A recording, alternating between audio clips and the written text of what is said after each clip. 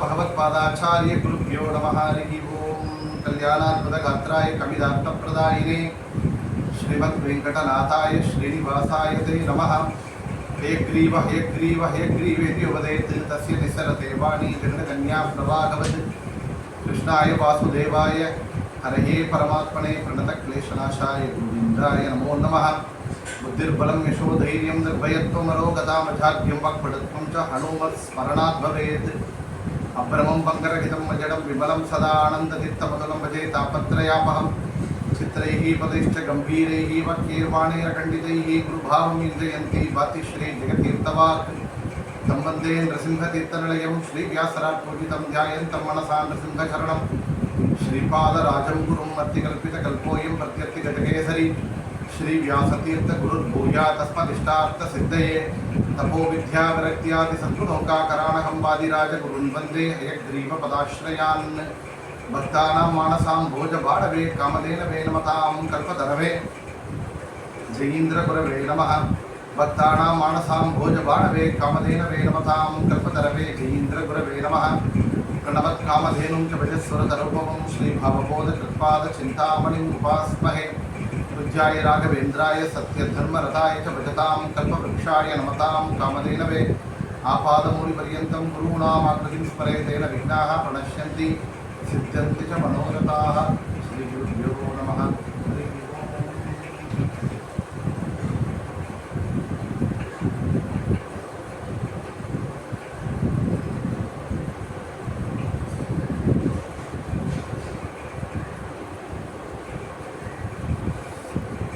ஹரிவம்சம் அப்படிங்கிறது மகாபாரதத்தில் ஒரு அப்பெண்டிக்ஸ் மாதிரி, அது கிளபாகம் அப்படின்னு சொல்கிறோம். இந்த ஹரிவம்சம் கேட்கறதுனால முக்கியமாக வேதவியாசரே மகாபாரதத்தை கொடுத்துருக்காரு. எல்லா வேதங்களுக்குடைய சாரம் மகாபாரதத்தில் இருக்குது அப்படின்னு பிரசித்தி. எல்லா வேதங்கள் உபனிஷத்துகள் அதனுடைய சாரம் மகாபாரதத்தில் இருக்குது.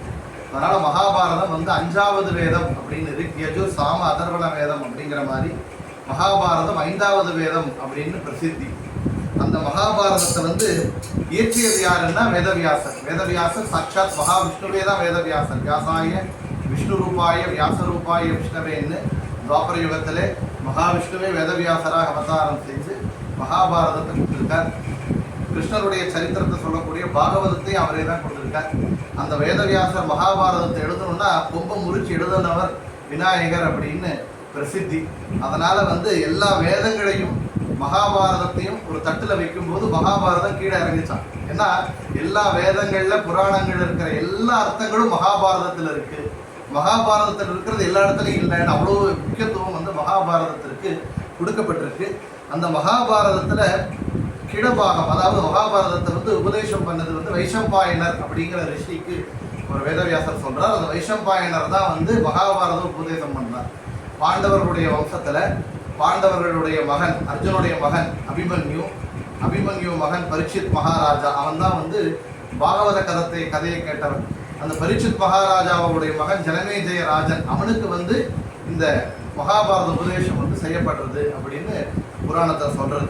அதனால அந்த மகாபாரதத்தினுடைய கிளபாகம்னா உதிரி பாகம், அதில் ஹரிவம்சம் அப்படின்னு தனியாக கொடுத்துருக்காங்க.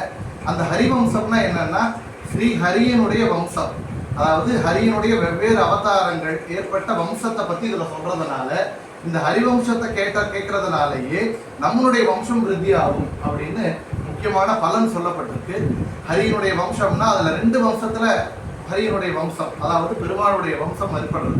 ஒன்று சூரிய வம்சம், இன்னொன்று சந்திர வம்சம் அப்படின்னு 2 வம்சம் சொல்லப்படுறது. அதாவது பிரம்மாவினுடைய மகன் மரீச்சி மகரிஷி, அந்த மரீச்சியினுடைய மகன் கஷ்யபர், அந்த கஷ்யப ரிஷியினுடைய மகன் தான் சூரியன். அந்த சூரியனுடைய வம்சத்துல வர்றவர் தான் ராமச்சந்திரமூர்த்தி. அதனால் அந்த பரம்பரை சூரிய வம்சம் அப்படின்னு நம்ம சொல்றோம். அதே போல பிரம்மாவனுடைய புதல்வனா வரவர் அத்ரி மகரிஷியினுடைய மகன் சந்திரன். அந்த சந்திர வம்சத்துல தான் கிருஷ்ண பரமாத்மா அவதாரம் செய்கிறார். அதனால அது சந்திர வம்சம் அப்படின்னு பிரசித்தியாக இருக்கு.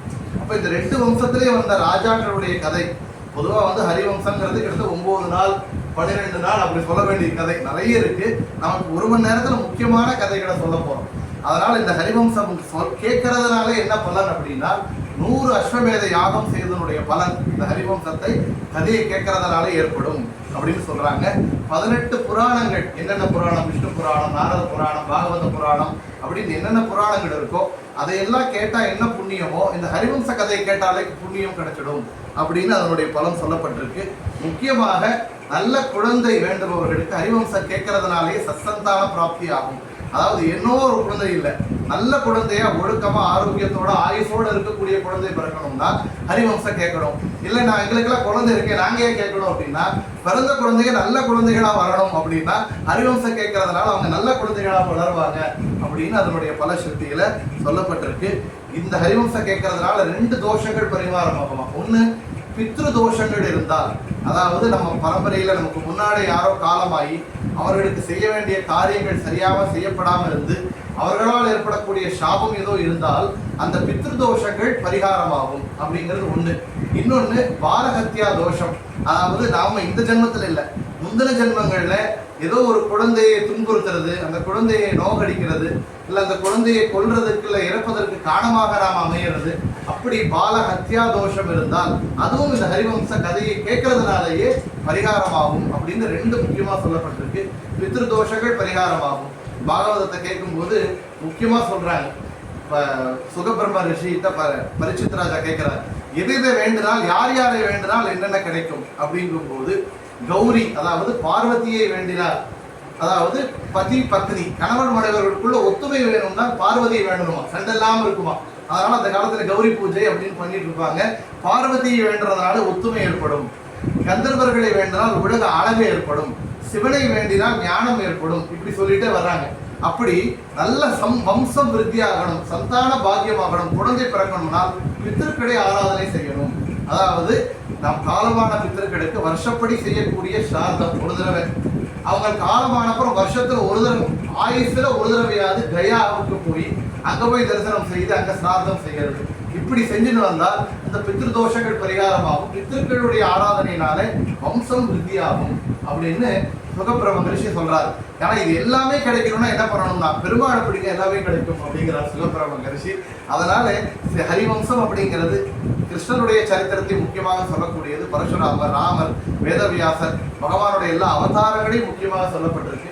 அதனால இதை கேட்கறதுனாலேயே நம்மளுக்கு பாலகத்தியாதி தோஷங்கள் பரிகாரமாகும், பித்ரு தோஷங்கள் பரிகாரமாகும், 100 அஸ்வமேத யாகத்தினுடைய பலன், 18 புராணங்களுடைய சிரவணம் பண்றதனுடைய பலன் அப்படின்னு இதில் விசேஷமாக சொல்றாங்க. அப்பேற்பட்ட ஹரிவம்சத்துல சுருக்கமா நான் முதல்ல ஆரம்பிக்கிறேன். இதுல சூரியனுடைய வம்சம் அப்படின்னா சூரியனுக்கு 2 பத்னியர்கள் இருக்கா. சூரியனுக்கு 2 பத்னியர்கள், ஒரு சம்யாதேவி, சாயாதேவின்னு 2 பேர். சம்யாதேவி, சாயாதேவி. இதுல சம்யாதேவியினுடைய மக்கள் அப்படின்னா அவன் வைவஸ்வத மனுங்கிறவன், அதாவது சிருஷ்டிக்கு பிரஜாபதி. உலகத்தினுடைய சிருஷ்டியிலே எல்லா பிரஜைகளை சிருஷ்டி செய்யக்கூடியவன் யாருன்னா அந்த பிரஜாபதி. அவன் வைவஸ்வத மனு. இப்ப இருக்கக்கூடிய மனு வைவஸ்வத மனுன்னு பேரு. அவனுடைய மன்வந்தரத்துல இருக்கும். அதெல்லாம் கால நேரம் கம்மியா இல்லை. அவன் சூரியனுடைய ஒரு மகன். இன்னொருடைய 2 பேர் யாருக்கா. ஒருவன் அப்படின்னா மேலே நரகலோகத்திலே நாம் செய்யக்கூடிய பாவங்களுக்கு நம்மளுக்கு சிக்ஷை தண்டனை கொடுக்கக்கூடிய யமன், பெரிய டிபார்ட்மெண்ட் அவன்கிட்ட இருக்காங்க. இன்னொருவர் யாருன்னா யமுனா தேவி. எந்த ஒரு யமுனா நதியிலே கிருஷ்ணன் பிறந்து உங்களை நடமாடினானோ ஆட்டம் போட்டானோ அந்த யமுனா தேவி சூரியனுடைய மகள் அப்படின்னு சொல்றாங்க. இன்னொன்னு சாயாதேவின்னு இன்னொரு மகன். அந்த சாயாதேவிக்கு பிறந்தவர்கள் யார் அப்படின்னா அவருக்கு பிறந்தவர்கள் தான் இந்த இகலோகத்திலே, அதாவது இந்த ஜென்மத்திலே நாம மனுஷராக பிறக்கும் போது நம்முடைய பாவ புண்ணியங்களுக்கு தகுந்தபடி பலனை கொடுக்கக்கூடிய சனீஸ்வரன் சூரியனுடைய ஒரு மகன். இன்னொருவர் யாருன்னா தபதின்னு சொல்லக்கூடிய நதி, அதுவும் சூரியனுடைய மகள் அப்படின்னு சொல்றாங்க. அப்படி சூரியனுடைய பரம்பரை எப்பேற்பட்டதுன்னா ஒருவன் இகலோகத்திலே நம்முடைய பாவ புண்ணியங்களுக்கு பலன் கொடுக்கக்கூடிய சனீஸ்வரன், இன்னொருவன் பரலோகத்திலே நம்முடைய பாவ புண்ணியங்களுக்கு பலனை கொடுக்கக்கூடிய யமதர்மராஜன் அப்படின்னு.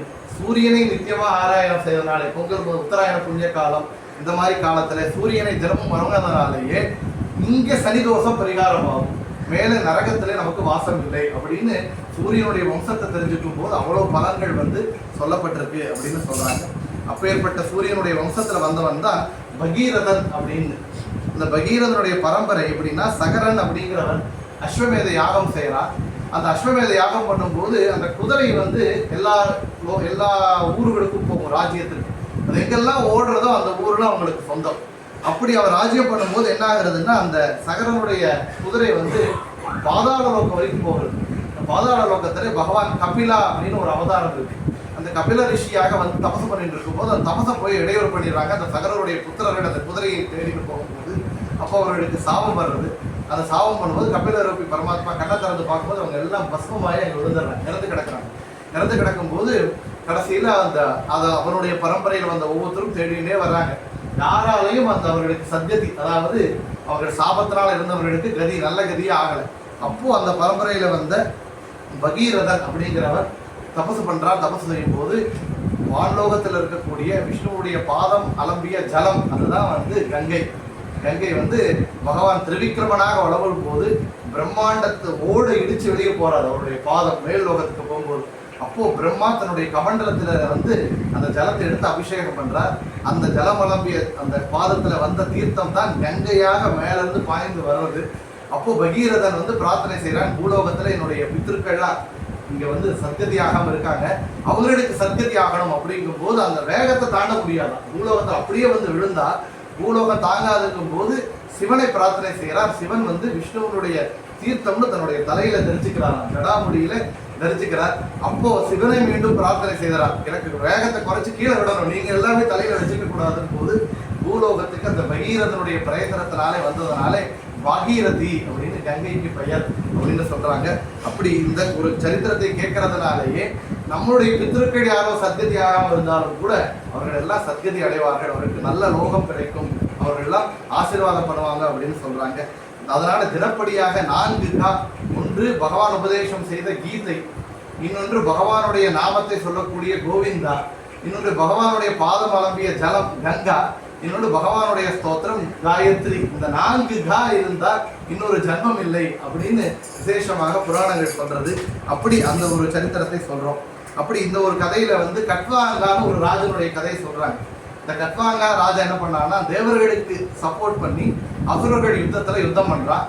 யுத்தம் பண்ண அப்புறம் தேவர்கள் எல்லாம் கேட்கறான், உனக்கு என்ன வரம் வேணும்னா என்னோட ஆயுசு என்னன்னு புக்கில் பார்த்து சொல்லுங்க, ஆயுசு என்னன்னு பார்த்து சொல்லுங்க, அது போதும். அப்படிங்கும் போது உனக்கு இன்னும் ஒரு முகூர்த்தம் தான் ஆயுசு இருக்கு. கல்யாணத்துல ஒரு முகூர்த்த காலம்னு சொல்லுவோம், அந்த ஒரு முகூர்த்தம் தான் உனக்கு ஆயுசு இருக்குப்பா அப்படின்னோடனே அந்த ஒரு முகூர்த்த காலம் அந்த இடத்துலயே, அதாவது யுத்த காலத்திலேயே தபசு பண்ண உட்கார்ந்தானா, தியானம் பண்ணா, அந்த ஒரு முகூர்த்தத்திலேயே தியானம் பண்ணி அவன் சத்கதி அடைந்தான் அப்படின்னு சுகப்பிரபங்கரிசி பரிசுத்தராத கேட்டானா, 7 நாள் சர்ப்பம் கடிச்சு இழந்துருவேன்னு சொல்லியிருக்காங்க. 7 நாள்ல நான் என்ன கதை கேட்டு என்ன நல்லது பண்ணி நான் பரலோகத்துக்கு போக முடியும் அப்படிங்கும் போது சுகபிரமர் சொல்றார், கட்வாங்க ராஜா ஒரு முகூர்த்த காலம் நல்லது பண்ணி போனா உனக்கு இன்னும் 7 நாள் இருக்குப்பா அப்படின்னு.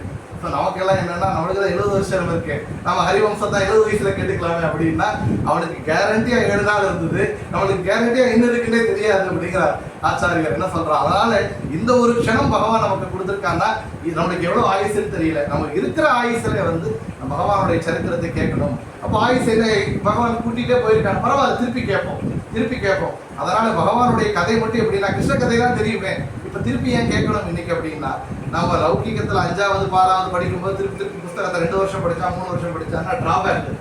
ஆனால் பகவானுடைய கதைகளை நான் 3 தடவை கேட்டேன் 4 தடவை கேட்டேன்னா அதில் ப்ளஸ் பாயிண்ட் அதிகமாக. அதனால அதிகமாக பகவானுடைய நாமத்தை சொல்றதுனாலையும் பகவானுடைய சரித்திரத்தை திருப்பி கேட்கறதுனாலையும், ஏன்னா கேட்கும்போது நமக்கு எல்லாம் ஒரு நம்பிக்கை வந்துடும், கேட்கும்போது நம்மளுக்கு ஒரு கஷ்டங்கள்லாம் பறந்துடும், நம்மளுக்கு இருக்கிற சந்தேகம்லாம் போயிடும். ஆனால் வெளியே போனோடனே திருப்பி எல்லாம் ஒட்டிக்கணும். அதனால என்ன பண்ணுங்கிறா, இன்னைக்கு கேட்டே இல்லை நாளைக்கு திருப்பி கேளுங்கிறாங்க, ஒரு நாளைக்கு திருப்பி சந்தேகம் வரும், திருப்பி வெளியே போனால் கஷ்டம் வந்துடும், திருப்பி எல்லாம் மறந்துடும், சாமி மேலே பக்தி குறைஞ்சிடும், திருப்பி கேளுங்கிறான். அதனால பகவானுடைய கதையை திருப்பி கேட்கும்போது நம்மளுக்கு அந்த வெளியே இருக்கிற அந்த எக்ஸ்டர்னல் அந்த ஃபேக்டர்ஸ் எல்லாம் நம்மளை இன்ஃப்ளூயன்ஸ் பண்ணும்போது திருப்பி அதை சரி பண்ணணும், பவர் எனர்ஜி பண்ணிக்கணும். அதனால கதையை கேட்டுட்டே இருக்கும். அதனால என்ன ஆகும்னா, உங்களுக்கு வரக்கூடிய எல்லா தோஷங்களும், நவகிரக தோஷங்கள், ஜாதகம் எதுவுமே இல்லை, பகவானுடைய கதையை கேட்கறதுனால எல்லா தோஷங்களும் பரிகாரமாகும் அப்படின்னு ஒரே ஒரு உதாரணத்தை சொல்லிட்டு நம்ம உள்ள ஹரிவம்சத்துக்குள்ள விசேஷமாக கிருஷ்ணனுடைய சரித்திரத்துக்கு போகிறோம்.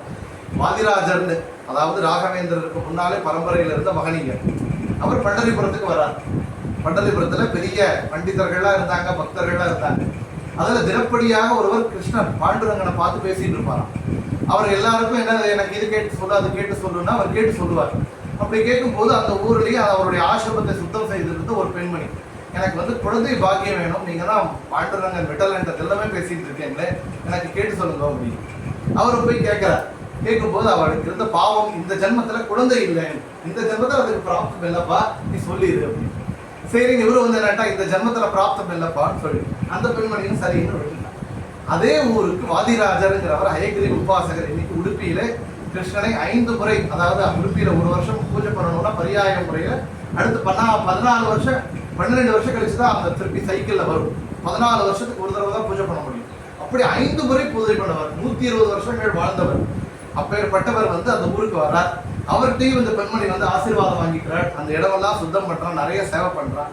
அப்ப எனக்கு வந்து என்னம்மா, நான் சந்தான பாக்கியம் இல்லைன்னு கேட்டேன், இந்த ஜென்மத்துல எனக்கு பிராப்தம் இல்லை போல இருக்கு, அதனால இந்த பாவப்பட்ட ஜென்மம் இருக்கட்டும் அப்படி, உனக்கு சந்தான பிராப்தி ஆகும்னு ஒரு மந்திராட்சியை கொடுக்கிறார். மந்திராட்சத்தை கொடுத்த அவர் தீர்த்த யாத்திரைக்கு போயிட்டார். அடுத்த 1 வருஷ காலம் முடிஞ்சு வரும்போது அவளுக்கு குழந்தை ஆகிருது. அவர் என்ன பண்றாருன்னா, அதே நேரத்துல குழந்தையான அவள் நேரா அந்த யாரும் அந்த பாண்டுரங்க பக்தனும் அவர்கிட்ட போய் அந்த குழந்தையை காமிக்கிறார். எனக்கு குழந்தை ஆயிடுச்சு அப்படின்னு. அவருக்கு ஆச்சரியம், பாண்டுரங்கன் இல்லைன்னு சொன்னானே, இவருக்கு எப்படி குழந்தையானது அப்படின்னு.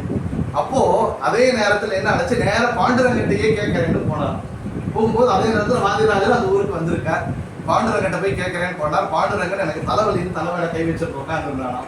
என்னன்னு கேட்டா, இந்த எனக்கு யார் ஒருவர் தன்னுடைய தொடையை அறுத்து ரத்தத்தை கொடுக்குறாரோ அந்த ரத்தத்தை தேய்ச்சாதான் எனக்கு வலி போகும். பாண்டுரங்கன் மாயாவி விளையாடணும். இவர் என்ன பண்றா, ஊருள்ள போய் கேட்கிறாரு எல்லாரும், யாரும் தொடையை அறுத்து கொடுக்கறதா இல்லை. வாதிராஜர் வந்திருக்காரு.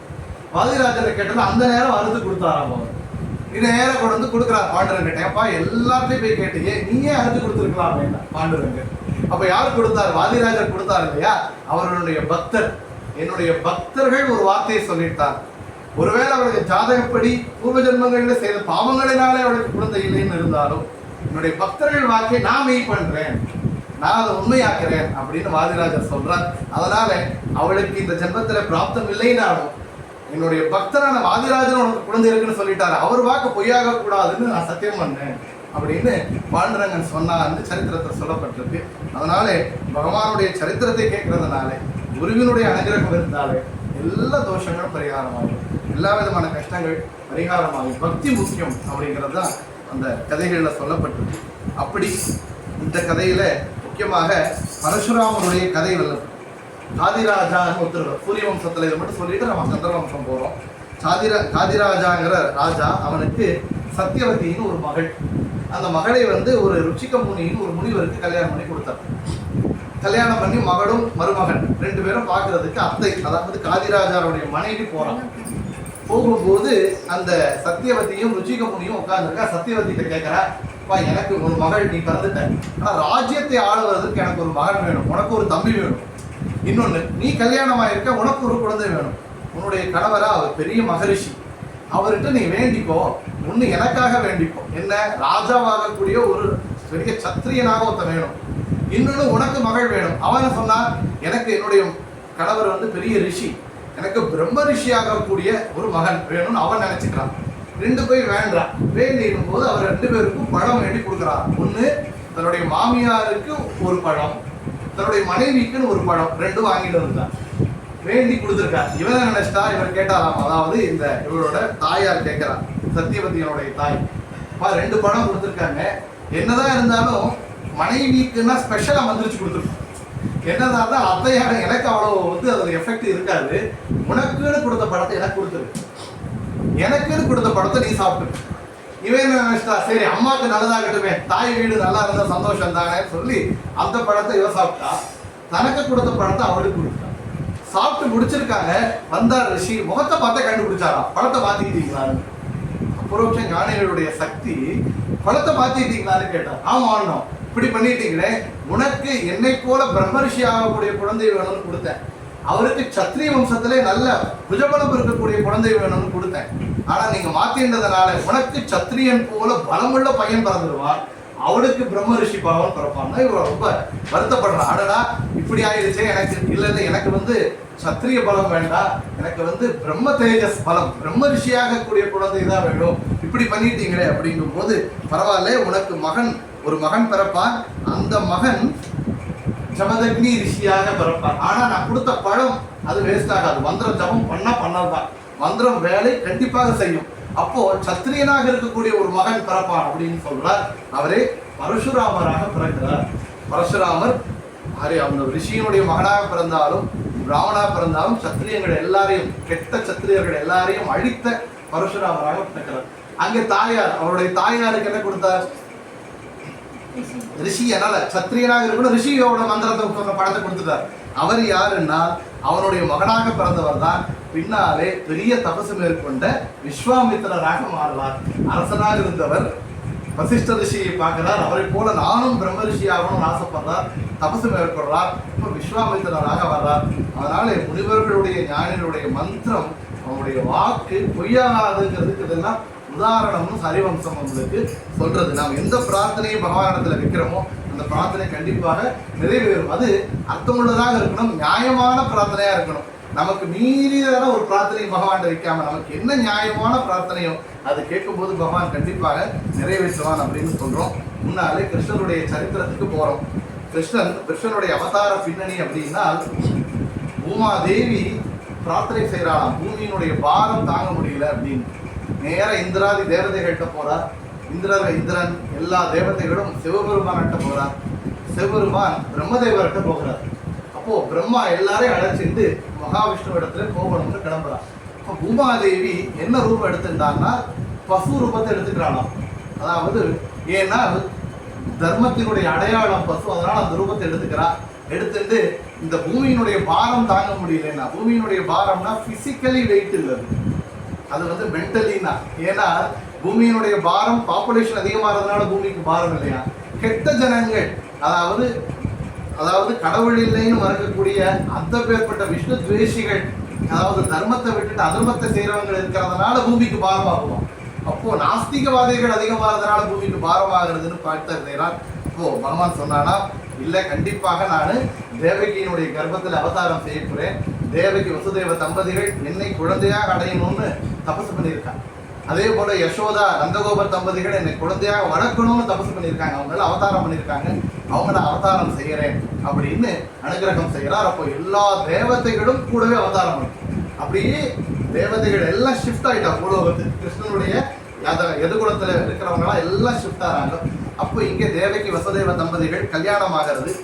கல்யாணம் ஆகும்போது கம்சன் அவனுடைய அண்ணன் அவன் என்ன பண்றான்னா, ரதத்துல 2 பேரையும் வச்சுட்டு மாப்பிள்ளை அழைக்கும் மாதிரி 2 பேரையும் கூட்டிட்டு வரான். கூட்டிட்டு வரும்போது அசரேரி வாக்கு கேட்கறது, எந்த ஒரு தங்கையினுடைய கணவனையும் அழைச்சிட்டு வந்திருக்கியோ மாப்பிள்ளையும், அவருடைய கர்ப்பத்தில் பிறக்கக்கூடிய 8வது குழந்தை உனக்கு யமனாக வருவான் அப்படின்னு.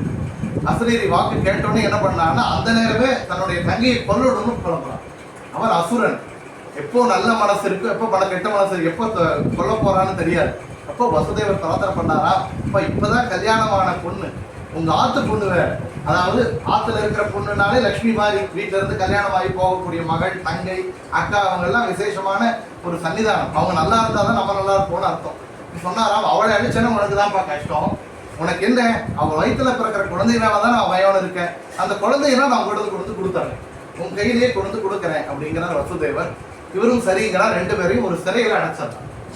பாருங்க, பகவானுடைய சங்கல்பம் பிறக்கணும்னா அப்படி பிரிச்சு வச்சிருக்கலாம், ஒன்னாவே சிறையில் அடைச்சு வச்சிடலாம்.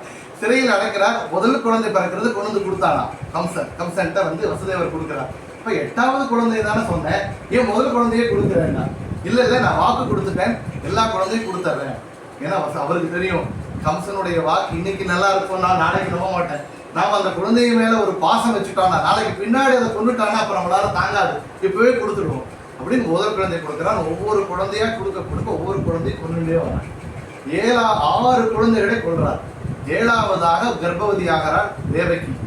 அப்போ யாருன்னா சாட்சாத் பரமாத்மாவுடைய படுக்கை, அதாவது சேஷன், ஆதிசேஷனே அவருடைய கர்ப்பத்துல வராராம். அப்ப என்ன ஆகிறது, 3 அந்த கர்ப்பத்துல இருந்தவன் கர்ப்பத்திலிருந்து விலகியது போல, அதாவது அபார்ஷனான மாதிரி ஃபீல் பண்ணாலாம். நேர ரோகிணியுடைய கர்ப்பத்துக்கு துர்காதேவி மாற்றி வைக்கிறாளாம். ஒரு கர்ப்பத்தை ஷிஃப்ட் பண்றான். ஷிஃப்ட் ஆகிடுத்து அங்க போய் அவருடைய வயிற்றுல இருந்து பிறக்கிறார் ரோகிணியுடைய கர்ப்பம். ரோகிணிங்கிறவள் வசுதேவருடைய இன்னொரு மனைவி. அவருடைய கர்ப்பத்துல போய் உட்கார அனுப்புறார். இங்க இருக்கிற அந்த ஆதிசேஷன் அவன் வயிற்றுக்கு போகிறார். அங்க போய் பலராமனாக பிறக்கிறார். இப்போ கம்சனுக்கு கன்ஃபியூஸ் ஆயிடுச்சு. பாருங்க, முன்னாலேயே கணக்கு சொல்லப்புறமும் பகவானுடைய கணக்கு தனி கணக்குன்னு புரியல. இப்போ 7வது கர்ப்பமாகி முன்னால வர்றது 8 இல்ல பிறக்காமையே வந்ததுனால இப்போ இதுதான் முன்னாடி வர்றதுதான் 7, அதுக்கப்புறம் தான் 8 புரியல. பாருங்க, பகவானுடைய கணக்கை நம்மளால புரிஞ்சிக்கவே முடியாதுங்கிறது இந்த இடத்துல உதாரணமாகிறது. 8வதாக பரமாத்மா நாராயணனே அவன் கர்ப்பத்துல வந்து உட்கார்றார். உட்காரும் போது தேஜஸ் தெரிஞ்சுதான் அவருடைய தேகத்திலிருந்து. இருட்டான அந்த அறையில சூரிய கோட்டி பிரகாசம், அவ்வளவு லைட் போட்டிருப்பாலும் அது பிரகாசம் இருந்துதான். இப்போ பிரம்மா, பிரம்மதேவர், ருத்ரதேவர், இந்திரன் எல்லாம் வந்து கர்ப்பத்தில் இருக்கக்கூடிய பரமாத்மாவை ஸ்தோத்திரம் பண்ணாலும் அதுக்கு கர்ப்பஸ்துதி அப்படின்னு பெயர். அந்த ஸ்துதியை சொன்னால் கர்ப்பத்தில் இருக்கிறவங்க, அதுபோல பிரயத்தனம் பண்றவங்க எல்லாருக்குமே கூட கர்ப்பாஸ்துதியை சொன்னால் அவர்களுக்கு வந்து சந்தான பாகியமாகும், சுகப்பிரசவமாகும் அப்படின்னு அந்த ஸ்தோத்திரங்கள் இருக்கு.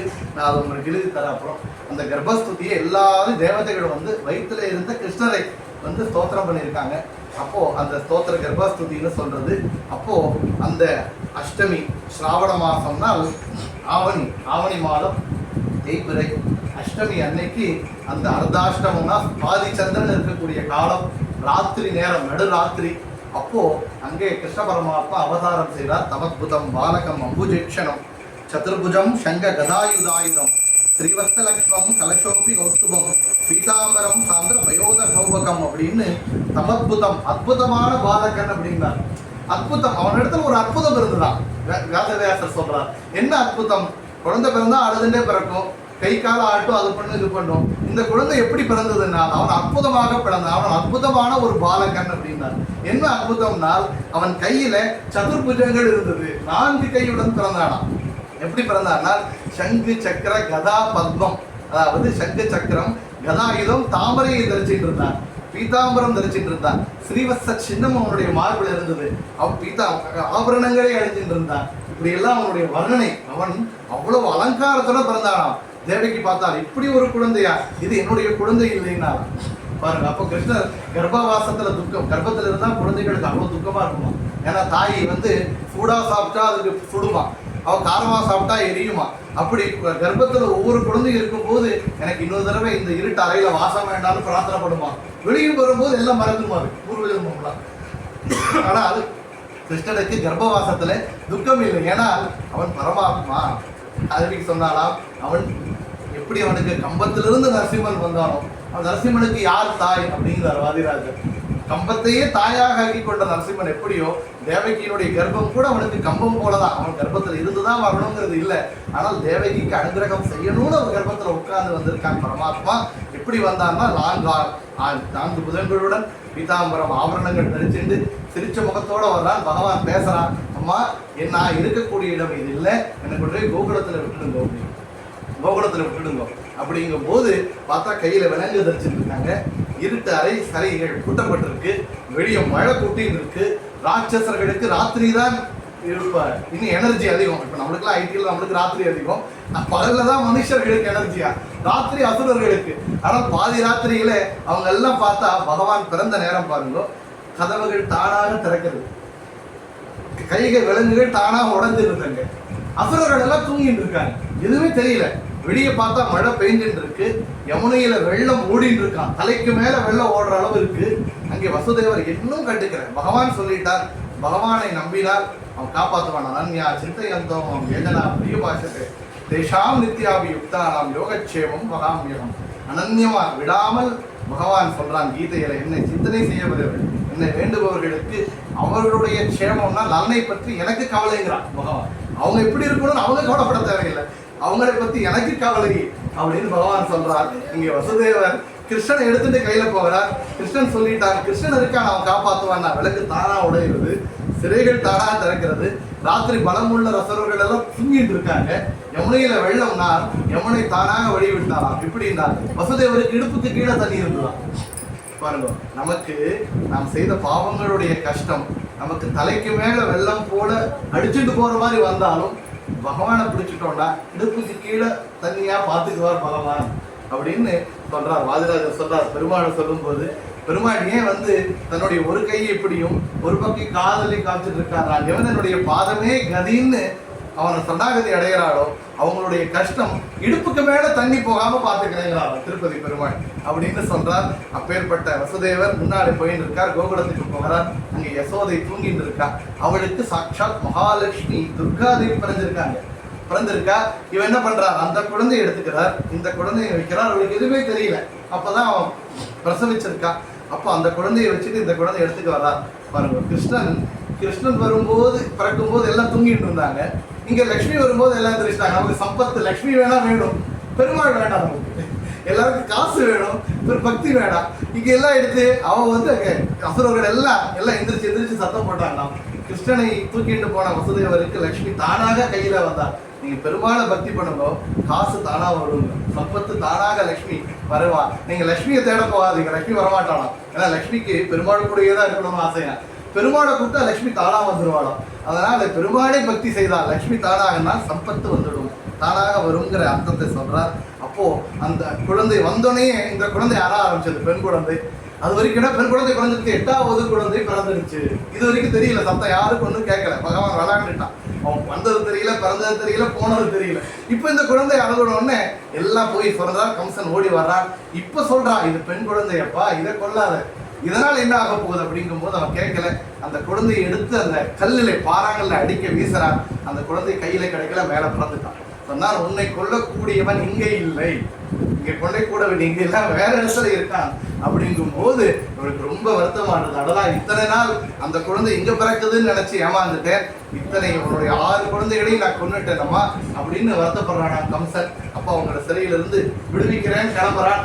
அப்போ இங்கே நந்தகோபர் விக்கிரகத்துல இந்த குழந்தை பிறந்திருக்குன்னு பார்த்தோன்னா அவர்களுக்கு எல்லாம் சந்தோஷம். ஓ, ஆண் குழந்தை பிறந்திருக்கு, எவ்வளவு அழகாக இருக்கு அப்படின்னு சொல்லி அப்போ அவர்களுக்கு நாமகரணம் செய்யறாங்களா. நாமகரணம்னா பேர் வைக்கிறாங்க, நாமகரணம்.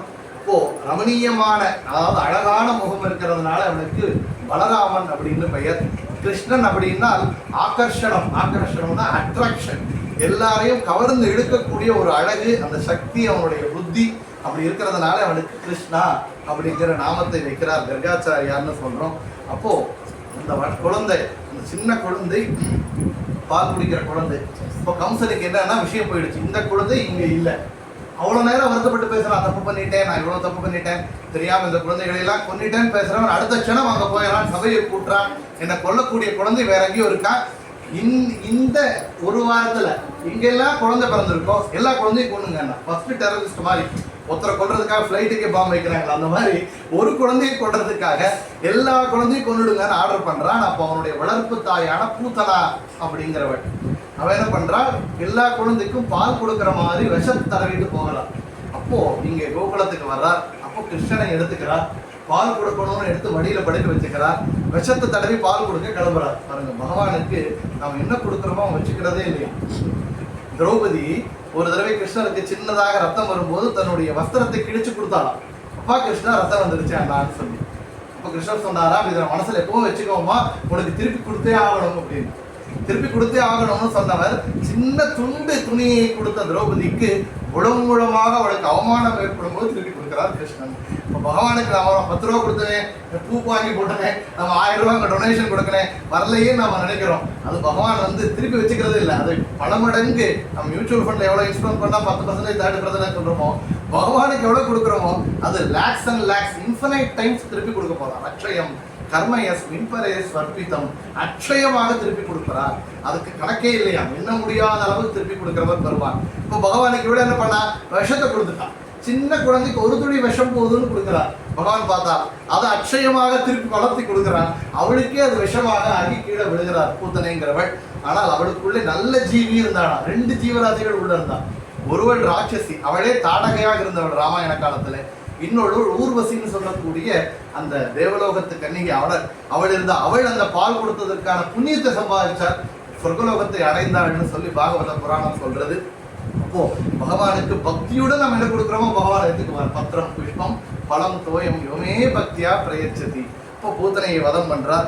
சகடாசுர பஞ்சனகா திடீகிருத்த திருநாவர்த்தகா, ஒவ்வொரு ராட்சசர்களையும் அனுப்புறான். எல்லாரையும் பகவான் அங்கே கிருஷ்ணன் அழிச்சுட்டே வரான். அப்போ கிருஷ்ணன் தவழ ஆரம்பிச்சானா. கிருஷ்ணன் தவழ ஆரம்பிச்சான்னு உடனே கவிகள்லாம் வர்ணம் பண்ணாரு, கிருஷ்ணன் ஏன் தவழ்ந்தான் அப்படின்னு. அது 2 விஷயமா சொல்றார். ஏனால் எல்லாரும் ஞானிகளும் முனிவர்களும் பக்தர்களும் அப்பா உன்னுடைய பாதமே கதின்னு பிடிச்சு இழுக்கிறதுனால கிருஷ்ணனால எதிர்த்து ஓட முடியாது இல்லை, அதனால தவழ்ந்தாங்க கிருஷ்ணன் அப்படின்னு வர்ணனை பண்றார். அப்போ கிருஷ்ணன் தவழ்ந்து ஆரம்பிக்கிறார். அப்போ வீடு வீடா ஓட ஆரம்பிச்ச கிருஷ்ணனுக்கு நவநீத சோரான்னு பெயர். ஒவ்வொரு வீட்டுக்கும் போய் அவர்கள் வீட்டில் இருக்கக்கூடிய பால், தயிர், வெண்ணெய் எல்லாம் சாப்பிடலாம். அவங்க கொடுக்கக்கூடியது சாப்பிட்றான், அவங்க கொடுக்காவிட்டாலும் அவங்க வீட்டில் போய் திருடி திருடி சாப்பிட்டானா. கிருஷ்ணன் ஏன் திருடி திருடி சாப்பிட்டான் அப்படின்னா, ஆச்சாரியர் சொல்றார், கிருஷ்ணன் எல்லார் வீட்லையும் போய் வெண்ணெய் திருடல, அவன் மனசை திருடினான். அவன் சீரச்சோரா இல்லையப்பா, அவன் சித்தச்சோரா, நம்முடைய மனசை திருடுறவன் அப்படின்னா. ஏன் மனசை திருடுறான்னா, நம் மனசு வெண்ணெய் மாதிரி இருந்தால் பகவான் வர்றானா. பகவான் வெண்ணெய் இருக்கிறது மட்டும் வர்றான். வெண்ணெய் மாதிரின்னு எப்படி இருக்கும்? வெண்மையாக இருக்கணும் மனசு, தூய மனசாக இருக்கணும். வெண்ணெய் மாதிரி உருகணும் அப்படின்னா, யாரோ ஒரு கஷ்டத்தை கேட்கிறோம், யாரோ ஒரு கஷ்டத்தை பார்த்தா இரக்க குணம் இருக்கணும். அங்க இரக்க குணம் இருந்து உருகிற மனசா இருக்கணும். இன்னொன்னு எப்படி இருக்கணும்? கடினமாக இருக்கக்கூடாது, ரஃப் அண்ட் டஃபா இருக்கக்கூடாதான். பகவானுக்கு தான் வரமாட்டாங்க, சாஃப்டா இருக்கணுமா வெண்ணெய் மாதிரி. இழகிய மனதாக இருந்தால் பகவான். அப்படிப்பட்ட பக்தர்கள் வீட்டுல வந்து கிருஷ்ணன் வெண்ணெய் திருடுவது போல் திருடி அவர்களுக்கு புண்ணியத்தை கொடுத்துருந்தாங்க பாருங்க. அவங்களே கொடுக்காட்டி இவனே எடுத்துட்டு புண்ணியத்தை கொடுத்தாங்க. அப்ப இவங்க எல்லாம் பாக்குறாங்க, எல்லாரும் பார்த்தாங்க. ஓ, யசோதைகிட்ட போய் கம்ப்ளைண்ட் பண்ணுவோம்னு சொல்லி பெரிய கம்ப்ளைண்ட் லெட்டர் எல்லாம் சேர்ந்து கோபிகாஸ்திரிகள் எழுதிட்டு வந்தாங்க. இப்போ உங்க வீட்டு கிருஷ்ணன் இருக்கானே, அவனை பத்தி கம்ப்ளைண்ட் பண்ண வந்திருக்கோம். என்ன கம்ப்ளைண்ட்? எங்க வீட்டுல அவ்வளவு இருட்டா இருக்கும், எங்க வச்சிருக்கேன்னு எனக்கே தெரியாது. மேல பானை எடுத்து மாட்டி வச்சிருப்பேன், எங்க வச்சிருக்கேன்னு எனக்கே தெரியாது. அப்போ உங்க கிருஷ்ணன் வர்றான், அந்த இருட்டு அறையில போறான், கரெக்டா அந்த வெண்ணெய் பாத்திரத்தை மேல இருந்து எப்படியும் இறக்கி குடிச்சிடறான். அவன் கண்ணுல என்ன சந்திர சூரியன் இருக்கானான்னு கேட்டான். சந்திர சூரியனும் இருக்கா? டார்ச் லைட் கான்செப்ட் சொல்றாங்க. அவன் கண்ணுல என்ன சந்திர சூரியன் இருக்கானா? அப்போ சொல்ற வேதங்கள் சொல்றது, இவங்க கம்ப்ளைண்ட் பண்ண மாதிரி வந்திருக்காங்க, ஆனா பகவானை ஸ்தோத்திரம் பண்ணிட்டு இருக்காங்களாம், பகவான் புகழ்ந்து பேசிட்டு இருக்காங்க. இந்த வேதங்கள் சொல்றது, பகவானுடைய கண்ணிலிருந்து சிருஷ்டி செய்யப்பட்டவர்கள் தான் சந்திரனும் சூரியனும். வருங்க, கோபிகாஸ்திரிகள்லாம் கிருஷ்ணனை கம்ப்ளைண்ட் பண்ணணும் வர்றா, ஆனா கடைசியில கிருஷ்ணனை பத்தி புகழ்ந்து புண்ணியத்தை தேடிட்டு இருந்தாளா. என்னத்தை சொல்றாளா? அப்ப எங்க வீட்டுல அப்பதான் பால் சுட சுட கொதிக்க வச்சிருக்கேன், என்னால கூட இடுக்கி வச்சுதான் எனக்கு முடியும். உங்க வீட்டு கிருஷ்ணன் வந்தா மடபடபடன்னு குடிக்கிறான். அவன் வாயில என்ன சமுத்திரம் உட்கார்ந்து இருக்கான்னு கேட்டு, வாயில என்ன சமுத்திரமா உட்கார்ந்து இருக்கு, அப்படி சுடற பாலை குடிக்கிறானே, குத்திக்கிறானே வாயில அப்படின்னு, கடலா இருக்க வாயில. அப்போ பகவான், வேதங்கள் சொல்றது, பகவானுடைய வாயிலிருந்து தான் சமுத்திரம் சிருஷ்டி செய்யப்பட்டது. அப்போ அது சொன்ன வார்த்தையினால அவளுக்கு ஒரு புண்ணியத்தை கொடுத்தாங்க அந்த கோபிகாஸ்திரிக்கு. இன்னொரு கோபிகாஸ்திரி சொன்னாலாம், அப்பதான் சொன்னா எங்க வீட்டுல வந்து தயிர் குடிச்சிட்டு போனான்னு, எங்க பக்கத்து வீட்டுல இருக்கிறவங்க சொன்னா ஒரு பானை வெண்ணையை சாப்பிட்டான்னு, எங்க வீட்டுல வந்து ஒரு பானை பாலையும் குடிச்சிட்டு போயிருக்கா, அவன் வயல என்ன பூதமா உட்கார்ந்து இருக்குன்னு சொன்னாங்களா. இல்ல ஏகோ விஷ்ணு பகத் பூதம் பூதாங்க நேகசா. இந்த பிரம்மாண்டமும் அழியும் போது பிரளய காலத்துல எல்லா பூதங்கள்னா ஜீவராசிகளையும் தன்னுடைய வயிற்றுல வச்சுட்டு இருக்கிறவன் கிருஷ்ணன் அப்படின்னு இந்த கோபிகாஸ்திரிகள்லாம் கிருஷ்ணனை கம்ப்ளைண்ட் பண்ண வந்தா. ஆனா பகவான் வேதத்துல பகவான் என்ன சொல்லியிருக்காங்களோ அதை சொல்லி அவங்களுக்கு புண்ணியம் கிடைச்சது அப்படின்னு சொல்றா. அப்போ கிருஷ்ணன் என்ன பண்றான்னா, அதே நேரத்துல கிருஷ்ணன் விளையாண்டு இருக்கான். வெளியில போய் பலராமன் சொன்னா மண்ணு திருட்டுறான் கிருஷ்ணன். எல்லாம் வந்து கம்ப்ளைண்ட் பண்றாங்க. யசோதை கேட்ட, அப்பா கிருஷ்ணா வாயை திறந்து காட்டுப்பா அப்படின்னா, வாய் இந்த மாதிரி நான் சாப்பிடல இல்ல பலராமன் அவனும் போய் சொல்றான். அப்ப வாய் திறந்து காட்டுன்னா, வாய் திறந்துனால் உள்ளே பிரம்மாண்டம் தெரிகிறது. அந்த பிரம்மாண்டத்துல பாரத வருஷம், அதாவது பரத பந்தம், பாரத வருஷம்னா இந்த பரத பூமி தெரிகிறது. அதிலே கோகுலம் தெரிகிறது. இந்த கோகிலை நந்தகோபருடைய கிரகம், அந்த கிரகத்துல அவருடைய அறை, அந்த அறையில யசோதை பக்கத்துல கிருஷ்ணன், அந்த கிருஷ்ணனுடைய வாய், அதுக்குள்ள பிரம்மாண்டம் பாருங்க, இந்த மிரர் ரூம் மாதிரி இருக்கும். அது மாதிரி உள்ள பிரம்மாண்டம், உள்ள பிரம்மாண்டத்துக்குள்ள கிருஷ்ணன், கிருஷ்ணனுக்குள்ள பிரம்மாண்டம். அப்படி பார்க்கிறா யசோதை. விஸ்வரூப தரிசனம் பார்த்த ஒரு அவளுக்கு ஆனந்தம் ஏற்பட்டது. அப்பா என்னுடைய குழந்தை இல்லை அப்படின்னா, அந்த நேரம் பட்டுன்னு வாய முடியும், அம்மா பால் வேணுமான்னா மறந்துட்டான். தன்னுடைய கிருஷ்ணன் அவன் பகவான் விஷ்ணுன்னு நினைக்கிறா. அடுத்த க்ஷணம் பகவான் அங்கே மாயத்தை உண்டாக்குறான். அம்மா பால் வேணுமான்னு தாய்மை வந்துடுறது, வழியில வச்சுட்டு பால் கொடுக்க ஆரம்பிச்சிடலாம். அப்படி யசோதைக்கு மோகத்தை கொடுக்குறாள். அப்ப என்ன பண்றாள், இதே போல திருப்பி இதே மாதிரி ஒவ்வொரு வீட்லயும் போய் பால் திருடிட்டு இருக்காங்க. என்ன பண்ண, பால் கொடுத்துட்டு இருக்க, உள்ள அடுப்புல பால் வச்சுக்காங்க. பால் பொங்குறதுன்னு சொல்லிட்டு இவள் பால் கொடுத்துட்டு இருக்கும்போது கிருஷ்ணனை கீழே இறக்கி வச்சுட்டு உள்ள ஓடுறா. கிருஷ்ணனுக்கு கோவம் வந்துருச்சு. எந்த ஒரு ஞானிகளும் முனிகளும் என்னுடைய தரிசனம் கிடைச்சா போதுமானு காத்துட்டு இருக்கா, என்னுடைய பாதத்தை பார்த்தா போதும், நானே மகனாக வந்து இவள் மடியில மடிச்சுட்டு பால் குடிக்கும் போது என்னை விட உள்ள போற பித்தனோட 1 லிட்டர் பால், பொங்குற பால் அவளுக்கு பெருசாயிடுச்சா அப்படின்னு பாக்குறாங்க கிருஷ்ணன். என்ன பண்ணா, பால் இருந்தது இவள் கடைஞ்சி வச்ச தயிர்ல இருந்து வெண்ணெய் எல்லாத்தையும் எடுத்து போட்டு உடைக்கிறான். எல்லாம் போட்டு உடைச்சிட்டு ஓடுறான். கிருஷ்ணன் வந்து பாக்குறா, எல்லாம் உடஞ்சிருக்கு. அப்போ வா கிருஷ்ணனை பிடிக்க துரத்துறா. கிருஷ்ணனை கிடைக்கவே இல்லை. கிருஷ்ணன் பிடிக்கவே முடியலையா, நான் கிருஷ்ணனை பிடிக்கிறேன்னு தொடர்றா, முடியவே இல்லை. சாஸ்திரங்கள் சொல்றது, பகவானை நான் பிடிக்கிறேன்னு நினைச்சா பிடிக்க முடியாதான், ஓ எனக்காச்சும் பகவானை காட்சி, நான் என்ன ஒரு டொனேஷன் கொடுத்தா பகவான் கிடைக்கிறான், இது பண்ணா பகவான் கிடைக்கிறான், இதுக்கெல்லாம் ஆசைப்படுறவனே இல்லை. பகவானுக்கு எல்லாமே அவனுடைய சிருஷ்டியிலிருந்து வந்தது. நாம இவ்வளவு அவனுக்கு கிலோ கணக்கில் பழங்களோ ஆயிரக்கணக்கான பணமோ இதெல்லாம் எதுவுமே அவனுக்கு பொருட்டு இல்லை. அவனுடைய மனைவி தான் லக்ஷ்மி அவனுடைய இதயத்துல இருக்கா. அவனுடைய பகவான் சிருஷ்டி செய்யக்கூடிய பிரம்மதேவர், உலகத்தையே சிருஷ்டி செய்கிறவர். இத்தனை இருக்கும்போது பகவானுக்கு என்ன வேணும்? மட்டும் பக்தி வேணுமா? அப்போ உன்னிடத்துல என்கிட்ட இது இருக்கு, நான் உனக்கு கொடுக்குறேன், என்னால முடியாதப்பா நீனே கத்தின்னு வேணும்னா பகவான் கிடைப்பானே தவிர பகவானை நம்மளால பிடிக்க முடியாது. இப்போ யசோதை என்ன பண்றா? என்னால முடியலையே சுவாமின்னு உட்கார்றா. கிருஷ்ணன் தானா வந்து கட்டிக்கிறான், தானே வந்து கட்டிக்கிறான். அப்போ முதல்ல அவளுக்கு புண்ணியம் இல்லாம இருந்ததா, இப்ப புண்ணியம் வந்துருச்சா கிருஷ்ணனை பிடிக்கிறதுக்கு. என்ன புண்ணியம்னா கிருஷ்ணன் பின்னாலே ஓடினால அந்த புண்ணியம் தான். திருப்பதிக்கும் ஸ்ரீரங்கத்துக்கும் போனாலே புண்ணியம் தான். இங்க நேரா கிருஷ்ணனே வந்திருக்கும் போது அவன் பின்னாலே ஓடின புண்ணியம், அவனை பிடிக்கக்கூடிய புண்ணியம் கிடைச்சிருக்கு. கிருஷ்ணன் தானாக வந்து பிடிச்சுக்கிறான். அப்போ கயிறுல கட்டணும்னு சொல்லிட்டு ஒரு உரலில் கட்ட துடிக்கிறார். கயிறு எடுத்து கட்டுறார். 2 அங்குலம் பத்தலையா. ஆச்சரியமாயிடுச்சு. இதே கயிறு தானே போன வாரம் கட்டினேன், கட்ட முடியலையே. திருப்பி அதில் ஜாயின் பண்ணலாம். கயிறு எடுத்து கட்டுறா. திருப்பி 2 அங்குலம் பத்தலையா. பார்க்குறா கயிறை ஜாயின் பண்ணிட்டே வர்றா. கிருஷ்ணன் வளர்ந்த மாதிரி காமிக்கிறா. 2 அங்குலம் பத்தாம இருக்கு. மேஜிக் பண்ண மாதிரி இருக்கு. பார்க்குறா பக்கத்து வீட்டில் கயிறு, நந்தகோபர் வீட்டில் கயிறு இல்லைன்னு இல்லை. ஏன்னா ஊரே பசுபாடு வச்சிருக்கிற ஊர். கயிறு எல்லாத்தையும் கட்ட 2 அங்குலம் பத்தவே இல்லை. கிருஷ்ணன் சொன்னானா என்னை கட்டணும்னா 3 வேணுமானா. என்ன 3? ஒன்று என்னை பற்றி ஞானம், இன்னொன்று என்னிடத்திலே பக்தி, இன்னொன்று என்னை தவிர வேறொன்றும் வேண்டாங்கிற வைராக்கியம். இந்த 3 வேணுமா? உங்களிடத்துல என்னை பற்றியான பக்தி இருக்கு, என்னுடைய குழந்தை என்னுடைய கிருஷ்ணன்கிற பாசம், அந்த பிரீத்தி இருக்கு. நான் பகவான் அப்படிங்கிற ஞானம் உங்ககிட்ட உனக்கு கொடுத்துறான் அப்பப்போ. ஆனால் வைராக்கியம் உனக்கு இல்லை. என்ன பால் தான் வேணும் உள்ள போயிட்டு பொங்க வைக்கிறதுக்கு. அதனால் அது 2 அங்குலம் வைராக்கியம். நான் தான் கிருஷ்ணன்கிறது இல்லை, வைராக்கியம் இல்லை, என்னை தவிர வேற ஒன்றும் வேண்டாங்கிற இந்த வைராக்கியம் உனக்கு இல்லை. அது 2 அங்குலம் பத்தலை, 1 மாத்திரம் இருக்கு, உங்ககிட்ட பக்தி மாத்திரம் இருக்கு அப்படிங்கிற அர்த்தத்தை காண்பிக்கிறார். பார்த்தால் இது என்ன ஆச்சரியமா இருக்கு. இவன் பெருமாளா தான் இருக்கணுங்கிற ஞானம் அவனுக்கு வந்துருச்சு. இவனை தவிர இந்த லோகத்துல எனக்கு எதுவுமே வேண்டாம்னு யசோதை முடிவு பண்றான். முதல்ல என்ன கயிறு எடுத்தாலும் அதிலே கட்டிட்டான். பகவான் சொல்றான் கயிறை கட்டிக்கிறான். உதரத்திலே தாமா உதரம், தாமோதரன்னு பெயர் இங்க இருக்கு. நீங்க வெளிவாக்கம் முடிஞ்சா போயிட்டு வாங்க. வெளிவாக்கத்துல தாமோதர பெருமாள்னு இருக்கார். அவரை போய் தரிசனம் பண்ணலாம். சத்தந்தான பாக்கியமாகும்னு பலன் இருக்கு. வயிறு உதரத்திலே கயிறு, தாமம்னா கயிறு கட்டின்றதுனால தாமோதரன் அப்படின்னு பகவானுக்கு பெயர். அப்போ தாமோதரனாக தரிசனம் கொடுக்கிறார். அப்போ உதரனோட வெளியே வர்றார். அப்போ அவங்க வெளியே 2 அர்ஜுன விருட்சம்னு இருக்கு. அந்த அர்ஜுன விருட்சங்கள் நடுவுல போய் சிக்கிக்கிறார். சிக்கின்று உள்ள போகும்போது அந்த மரம் முடிஞ்சு விழுகிறது. அந்த விருட்சத்திலிருந்து 2 பேர் வர்றார். அவர் யாருன்னா குபேரனுடைய புத்திரர்கள் 2 பேர். அவர்களுக்கு சாபம் இருந்ததா. அந்த சாபத்தை விமோச்சனம் செய்து குபேர புத்திரர்களை சொர்க்கலோகத்துக்கு பகவான் அனுப்புறான். ஒவ்வொன்றும் பகவானுடைய கதையில லீலைகள் தான். அப்போ முன்னாலே பகவான் வளர்றான்.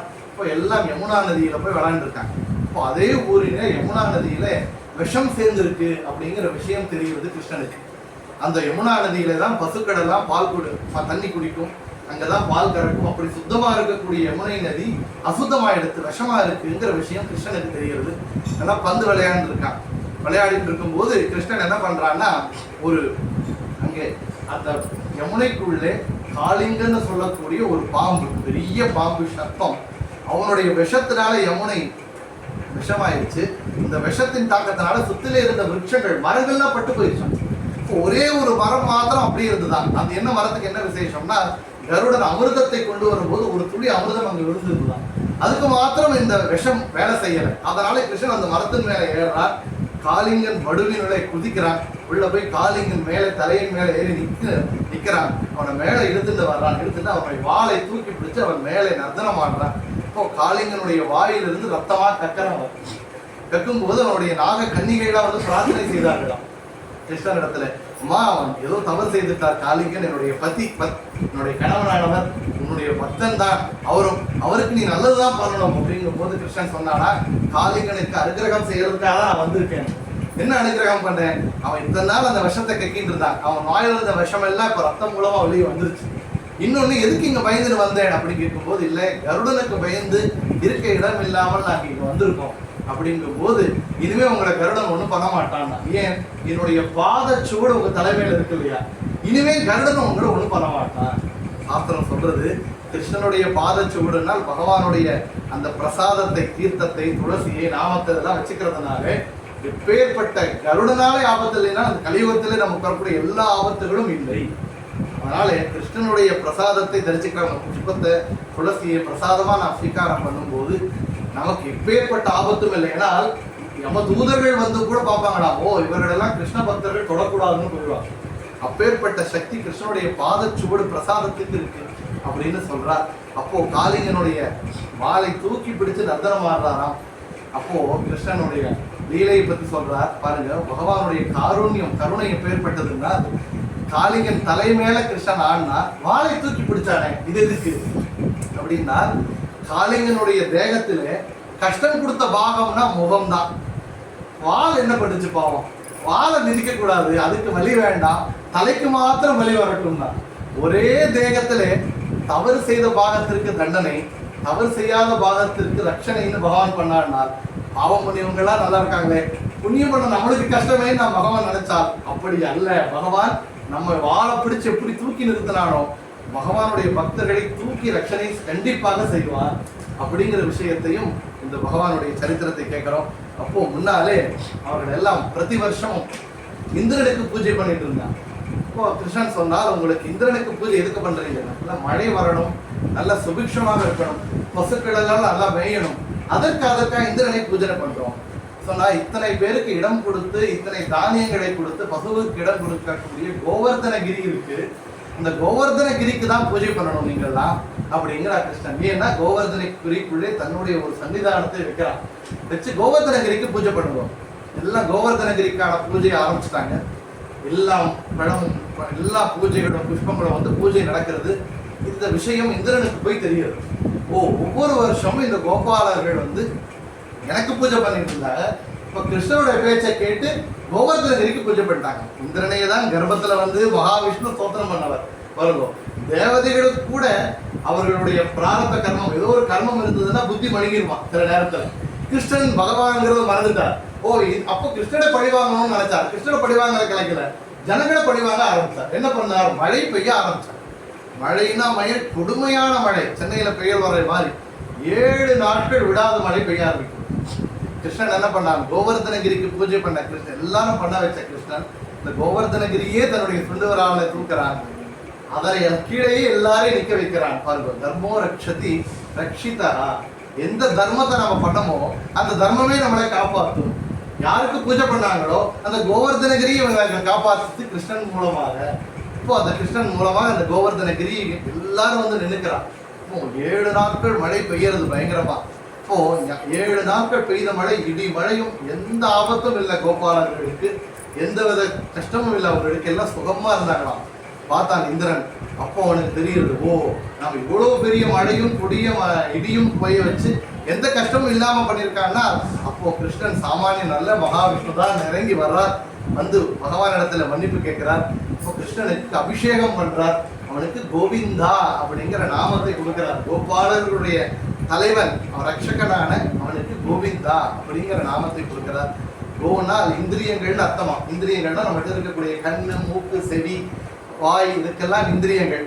நமக்குள்ளே இருந்து இந்த இந்திரியங்களை இதையெல்லாம் ரட்சணை செய்கிறவனும் பகவான் அப்படிங்கிறதுனால அவனுக்கு கோவிந்தாங்கிற பெயர். அதனாலதான் உள்ளே இருக்கக்கூடிய பெருமாளை நாம் எப்போதும் வேண்டின்றோம்னா, எந்த ஒரு ட்ரீட்மெண்ட்டுக்கு போறோம், ஆரோக்கியம் மருந்துகள் எடுத்துக்கிறோம், தந்தந்திரிருப்பி பரமாத்மாவை கிருஷ்ணனை கோவிந்தா அச்சுதாய நமக அனந்தாய நமக கோவிந்தாய நமக. அச்சுதா, அனந்தா, கோவிந்தா நாமத்திரய மந்திரம்னு பெயர் இருக்கு. நாமத்திரயம்னால் 3. இந்த 3 நாமங்களுடைய மந்திரம்னு பெயர். இந்த நாமத்தை சொன்னார் அச்சுதா அனந்த கோவிந்தா நாமோச்சாரண வேஷஜாத்து நஸ்யந்தி சகலாரோகாக சத்தியம் சத்தியம் அதாபியம். சத்தியம் சத்தியம்னு 2 தடவை சொல்றார். கண்டிப்பாக எல்லா வியாதிகளும் பரிகாரமாகும். நம்ம தேகத்துல நமக்கு ஏதோ ஒரு இஷ்யூஸ் இருக்கலாம், பிரச்சனைகள் இருக்கலாம், அதை சரி செய்து நமக்கு அனுகூலமாக ஃபேவரபிளாக மாற்றணும். ஏதோ வியாதிகள் இருக்கு, மருந்து எடுத்துக்கிறோம், அந்த மருந்து வேலை செய்யணும்னா பகவானுடைய நாமம் அது செய்யும் அப்படின்னு சொல்றார். இப்போ கோவர்தன உத்தாரம் செய்தான் பகவான் அப்படின்னு சொல்றோம். இப்போ பகவான் வந்து நாரதர் கம்சன் இடத்துல சொல்றாராம், உன்னை கொல்லக்கூடிய மகன் அங்க பிறந்திருக்கான், அவன் வேற யாரும் இல்லை, கிருஷ்ணன் தான். அப்படிங்கும் போது அவருடைய மந்திரியான அக்ரூரரை அனுப்புறார். அக்ரூரர் வந்து கிருஷ்ணனை அழைச்சிட்டு வரணும்னு வர்றார். வரும்போது அவர் கிருஷ்ண பக்தர். இப்ப கிருஷ்ணனை கொல்லணுங்கிறதுக்காக கம்சன் கூப்பிட்டுருக்காங்க. மல்லர்களுடன் யுத்தம் பண்ணணும்னு அழைச்சு வர்றான். அனுப்பிச்சு கூட்டிட்டு வா அப்படின்னா மல்யுத்தம் பண்றது. அக்ரூரருக்கு தெரியும் கிருஷ்ணன் வந்து கிருஷ்ணனையும் பலராமனையும் கூப்பிட்டு கொல்லணும்னு பாக்குறாரு அப்படின்னு. ஆனால் இங்க என்ன பண்றார், கிருஷ்ணனோட இவர் பக்தர் பாக்குறாரு. கிருஷ்ணன் இருக்கக்கூடிய ஊருக்குள்ள வர்றார். கிருஷ்ணனுடைய பாதச்சுவடு தெரிகிறது. அங்கே அங்க பிரதர்ஷனம் பண்ணாராம். திருப்பதியில பண்றாங்க அப்படி. கிருஷ்ணனுடைய பாதச்சுவடுகள் மேல அங்க பிரதர்ஷனம் செய்யறார் அக்ரூரர். இப்போ கிருஷ்ணனையும் பலராமனையும் அழைச்சிட்டு போகிறார். அங்கே கம்சனுடைய இடத்துக்கு போகிறார். போகும்போது கம்சனுக்கு தினமும் சந்தனம் அடைச்சு கிடக்கக்கூடிய திரிபக்திரான ஒரு பெண். அவளுக்கு திரிவக்திரா 3 இடத்துல கூன் இருந்துதான், உடம்பு வளைஞ்சிருக்குமா, நிக்க முடியாது அவளுக்கு. கிருஷ்ணனுக்கு தினமும் சந்தனம் அரைச்சு கொடுப்பாளாம். நான் சொன்னா இந்த பாலா போன கம்சனுக்கு தினமும் சந்தனம் கொடுத்துட்டு இருந்தேன், இன்னைக்கு கிருஷ்ணன் நீ வந்திருக்கியப்பா உனக்கு கொடுக்குறேன்னு கொடுத்தாளாம்.